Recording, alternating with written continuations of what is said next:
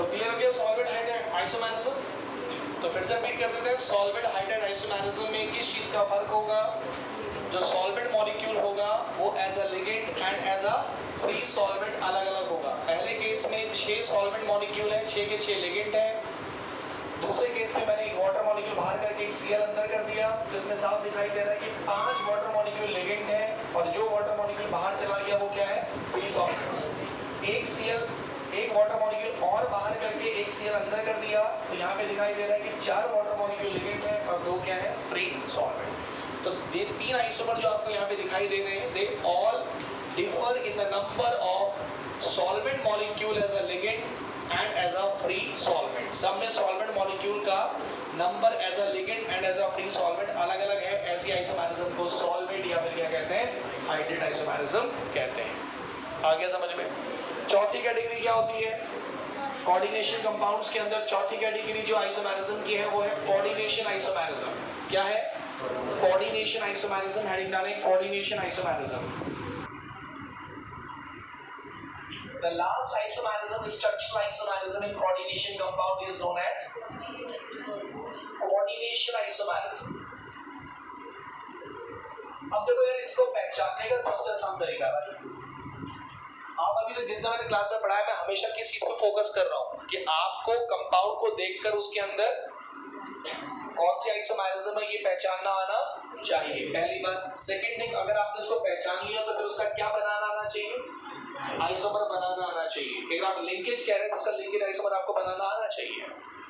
अब coordination isomerism में क्या होता है? ये ऐसे कंपाउंड्स पाए जाएंगे जिनमें 2 डब्बे हो, बहुत लोकल भाषा में बोलो 2 डब्बे हो।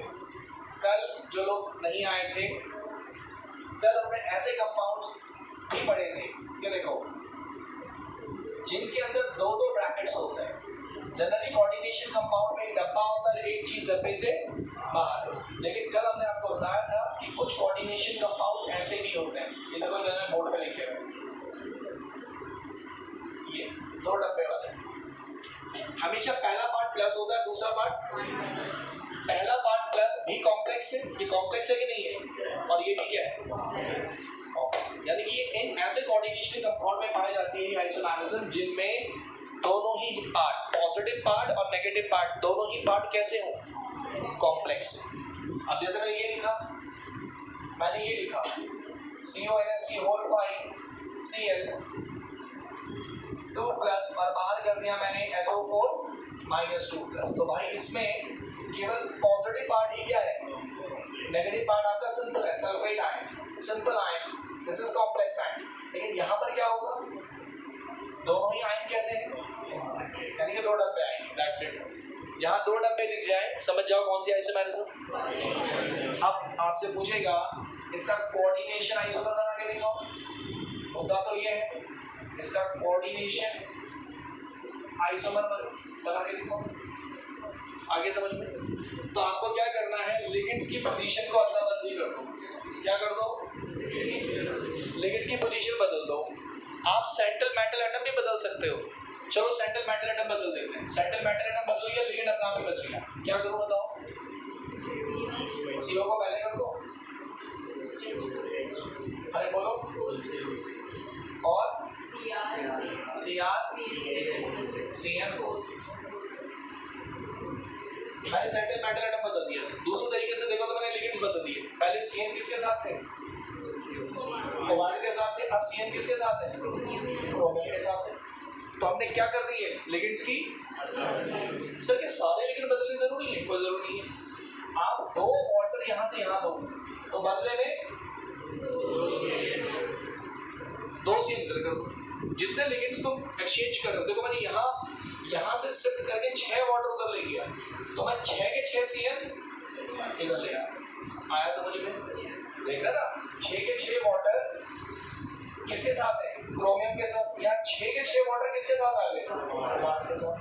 तो लिगेंड बदल दो, सारे बदल दो, 2 बदल दो, 4 बदल दो, सेंट्रल मेटल एटम बदल दो, लेकिन भैया कुछ ना कुछ एक्सचेंज तो हुआ है दोनों के बीच में। कौन सी आइसोमेरिज्म हो गई? इजी, बता दो, सबसे आसान है पहचानना। तो ये हमारी हो गई है structural isomerism in coordination compound खत्म। ठीक है सर जी? कौन कौन सी है आयनाइजेशन, लिंकेज, सॉल्वेंट, कोऑर्डिनेशन, सारे आइसोमर्स को पहचानना सबको आ गया। ठीक, अब आती है इसकी सेकंड कैटेगरी, कौन सी सर? स्टीरियो। अब पहले समझो कि सर स्ट्रक्चरल और स्टीरियो में क्या फर्क है, पहले बात को समझो। देखो बेटे, स्टीरियो आइसोमर हेडिंग डालो, स्टीरियो आइसोमर। स्टीरियो आइसोमर में ध्यान देना सब लोग, जो आइसोमर होंगे, सुनो सब लोग, जो आइसोमर्स होंगे स्टीरियो आइसोमर में, जो आइसोमर्स होंगे उनका स्ट्रक्चर सेम होगा। अरे क्या होगा? सेम स्ट्रक्चर सेम होगा। अगर स्ट्रक्चर बदल जाता तो फिर किस कैटेगरी में आ जाते? स्टीरियो में स्ट्रक्चर नहीं बदलता, ध्यान से सुनना। तो फिर क्या बदलता है सर? अरेंजमेंट ऑफ लिगेंड्स बदलता है। क्या बोला? एक एग्जांपल देके समझा। अरेंजमेंट ऑफ लिगेंड्स बदलता है, स्पेस में अरेंजमेंट बदल जाता है। समझो, एक छोटा सा एग्जांपल समझा रहे हैं।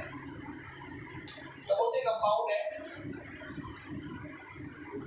Pt, सेंटर मैटर है Pt है, और ये दो Cl जुड़े हैं इसके साथ और दो अमोनिया जुड़े हैं। ध्यान देना, दो Cl जुड़े हैं, दो अमोनिया जुड़े हैं। ये कंपाउंड मैंने लिखा, याद दिला दूं, अगर कंपाउंड इस शेप का है तो उसको स्क्वायर प्लेनर बोलते हैं। कैसी शेप है ये? याद है आपको? अब मैंने क्या किया, एक और कंपाउंड बनाया, इसका आइसोमर, और मैंने इस Cl की पोजीशन यहां से बदल के यहां कर दी, Cl यहां कर दिया, Cl मैंने यहां कर दिया और अमोनिया यहां कर दिया। देखो पोजीशन बदल गई लिगेंड, ठीक है? Cl यहां था, यहां कर दिया। अरे ठीक है, Cl किससे जुड़ा है? दोनों Cl किससे जुड़े हैं? दोनों अमोनिया किससे जुड़े हैं? उधर चेक करो, दोनों Cl किससे जुड़े हैं? दोनों अमोनिया। क्या कनेक्टिविटी में कोई चेंज आया? क्या लिगेंड की पोजीशन बदलने से सेंट्रल मेटल एटम के साथ उसकी कनेक्टिविटी डिस्टर्ब हुई? अरे यहाँ अभी भी Cl Pt से जुड़ा है, इसको यहाँ से यहाँ कर दिया, अभी भी किससे जुड़ा है? Pt से। कनेक्टिविटी नहीं बदली, इसका मतलब क्या नहीं बदला? स्ट्रक्चर नहीं बदला। लेकिन क्या ये दोनों अरेंजमेंट अलग है? अरेंजमेंट में समझाऊं कैसे? क्या दोनों Cl अलग बदल है? क्या दोनों Cl अपोजिट है? अरेंजमेंट बदल गया, स्ट्रक्चर नहीं बदला। क्या ये फील आया? That is stereo isomer. Stereo isomer में स्ट्रक्चर नहीं बदलेगा, अरेंजमेंट बदलेगा। ठीक है? अरे ठीक है, बढ़िया। अब देखो, अरेंजमेंट बदलने का मैं बहुत आसान सा तरीका तुम्हें बताता हूँ कि कैसे पहचाने अरेंजमेंट बदला। बहुत बच्चे अरेंजमेंट बदलना नहीं पहचान पाते।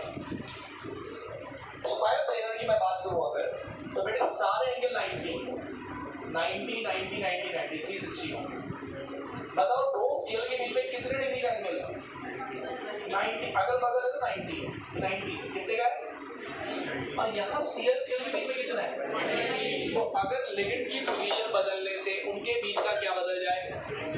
एंगल बदल जाए या उनके डिस्टेंस बदल जाए तो वो अरेंजमेंट डिफरेंट माना जाता है। कोई पूछे दोनों अरेंजमेंट अलग कैसे हुए, तो आप कहेंगे यहाँ पर दो Cl के बीच में कितने डिग्री का एंगल है, और यहाँ दो Cl के बीच में। सर अरेंजमेंट इन दोनों में अलग इसलिए है क्योंकि दोनों में लिगेंड्स के बीच का एंगल क्या है? अलग है। तो अगर एंगल बदल जाता है तो अरेंजमेंट भी बदल जाता है, स्ट्रक्चर नहीं बदलता, अरेंजमेंट बदल जाता है। आगे समझिए। तो हेडिंग डालेंगे स्टीरियो आइसोमेरिज्म। स्टीरियो आइसोमेरिज्म होती है दो तरह की, ये भी दो तरह की होती है। स्टीरियो आइसोमेरिज्म जैसे स्ट्रक्चरल कितने टाइप की थी भाई? ये दो टाइप की होती है। स्टीरियो आइसोमेरिज्म के दो टाइप है। पहले को कहते हैं ज्योमेट्रिकल आइसोमेरिज्म। ज्योमेट्रिकल आइसोमेरिज्म जिसे शॉर्ट में कहते हैं GI। और दूसरी होती है ऑप्टिकल आइसोमेरिज्म। ऑप्टिकल आइसोमेरिज्म जिसे कहते हैं OI। ज्योमेट्रिकल एंड ऑप्टिकल दोनों ही किसके अंदर आती है? इसका मतलब दोनों में एक बात कॉमन है कि जो आइसोमर्स होंगे उनके स्ट्रक्चर सेम होंगे लेकिन अरेंजमेंट क्या होगा डिफरेंट, ये बात कॉमन होगी, लेकिन फर्क भी होगा दोनों में कुछ। तो देखते हैं क्या फर्क होगा। अरे दोनों में सेम बात क्या होगी? दोनों आइसोमेरिज्म में जो आइसोमर्स होंगे चाहे वो ज्योमेट्रिकल हो चाहे ऑप्टिकल, स्ट्रक्चर क्या होंगे, लेकिन केवल अरेंजमेंट क्या होगा डिफरेंट होगा। किसका अरेंजमेंट डिफरेंट होगा? सेंट्रल मेटल एटम के चारों तरफ जो क्या है लिगेंड्स है उनका अरेंजमेंट अलग होगा। अरेंजमेंट मैंने समझाया कैसे पता लगेगा, बोलो ठीक है। तो हेडिंग डालिए, ज्योमेट्रिकल हेडिंग डाल के क्या पढ़ रहे हैं इसमें वो बता देता हूँ, बाकी बात हम कल करेंगे इसके साथ, लेकिन आप हेडिंग डालिए ज्योमेट्रिकल आइसोमेरिज्म। ज्योमेट्रिकल आइसोमेरिज्म यहाँ से मेरी शुरुआत होगी कल ज्योमेट्रिकल आइसोमेरिज्म से, लेकिन हमारे सिलेबस में कौन से कोऑर्डिनेशन कंपाउंड की ज्योमेट्रिकल आइसोमेरिज्म है सुन लो, पहले 2 मिनट की बात और। हम ऐसे कोऑर्डिनेशन कंपाउंड में जीआई पढ़ेंगे जिनमें 4 कोऑर्डिनेट बॉन्ड बनते हो या फिर 6 कोऑर्डिनेट बॉन्ड बनते हो। क्या बोला? 4 कोऑर्डिनेट बॉन्ड बनते हो या 6 कोऑर्डिनेट बनते हो। अगर आपको याद दिला दूं टोटल कितने कोऑर्डिनेट बॉन्ड बनते हैं उनको कहते हैं कोऑर्डिनेशन नंबर। याद है कोऑर्डिनेशन नंबर क्या होगा? What is coordination number in coordination compound? Total number of coordinate bond form by the ligands with central metal. Central metal atom के साथ टोटल कोऑर्डिनेट बॉन्ड कितने बने हुए हैं वो कोऑर्डिनेशन नंबर कहलाता है। और हमने जो ज्योमेट्रिकल आइसोमेरिज्म पढ़नी है वो 2 जगह पढ़नी है, जब कोऑर्डिनेशन नंबर क्या हो 4 हो और जब कोऑर्डिनेशन नंबर क्या हो 6 हो। 2 जगह में ज्योमेट्रिकल आइसोमेरिज्म पढ़नी होगी। तो आज हमने स्ट्रक्चर खत्म कर दिया है और हम लोग आ गए स्टीरियो पे। स्टीरियो में कल की क्लास की शुरुआत किससे होगी? ज्योमेट्रिकल आइसोमेरिज्म से होगी।